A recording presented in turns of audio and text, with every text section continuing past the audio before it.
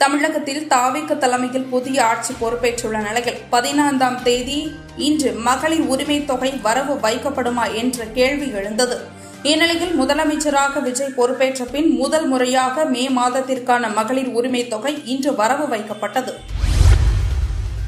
திமுக தலைவர் மு.க.ஸ்டாலின் பிரதமர் மோடிக்கு கடிதம் எழுதியுள்ளார். அந்த கடிதத்தில் நீட் மறுதேர்வு நடத்தும் முடிவை கைவிட வேண்டும், தற்போது நிலவும் அசாதாரண சூழலில் மீண்டும் நீட் தேர்வினை நடத்தினால் ஏற்கனவே பாதிக்கப்பட்டுள்ள மாணவர்களுக்கு அது மற்றுமொரு சுமையாகவே அமையும்.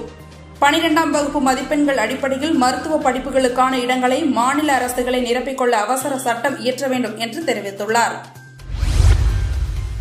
தென்மேற்கு பருவமழை அடுத்த 24 மணி நேரத்தில் தொடங்க சாதகமான சூழ்நிலை நிலவி வருகிறது.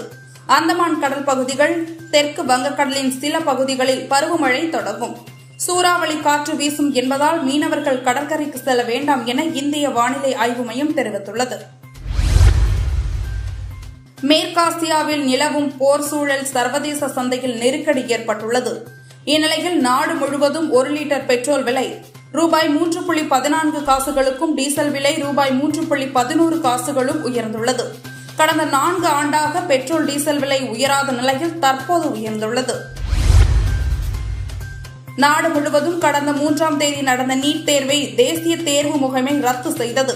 இந்நிலையில் செய்தியாளர்களிடம் பேசிய மத்திய கல்வித்துறை மந்திரி தர்மேந்திர பிரதான், நீட் மறுதேர்வு ஜூன் 21ஆம் தேதி நடைபெறும். அடுத்த ஆண்டு முதல் ஆன்லைனில் நீட் தேர்வு நடத்தப்படும். தேசிய தேர்வு முகமையை பலப்படுத்தும் பணிகள் நடந்து வருகின்றன என்று தெரிவித்தார்.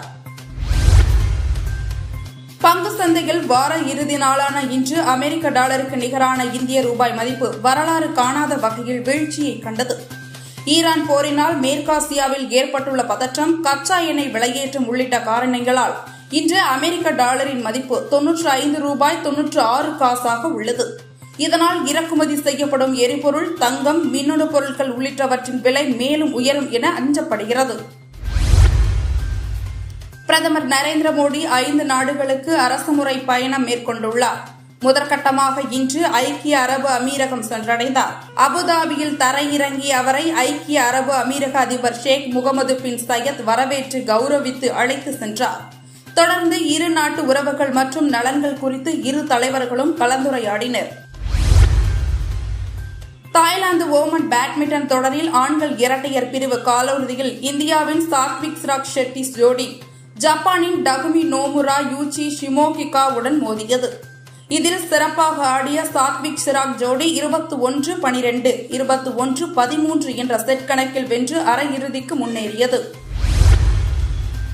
இத்தாலி ஓபன் டென்னிஸ் தொடர் காலிறுதியில் இத்தாலியின் ஜானிக் சின்னர் வெற்றி பெற்றார். இந்நிலையில் மாஸ்டர் 1000 அந்தஸ்து பெற்ற தொடரில் தொடர்ச்சியாக 32வது வெற்றியை சின்னர் பதிவு செய்தார். இதன் மூலம் ஜோகோவிச்சின் 31 வெற்றியை சாதனையை அவர் முறியடித்தார். கடந்த 2011இல் ஜோகோவிக் தொடர்ந்து 31 வெற்றிகள் பெற்றிருந்தார் என்பதும் குறிப்பிடத்தக்கது.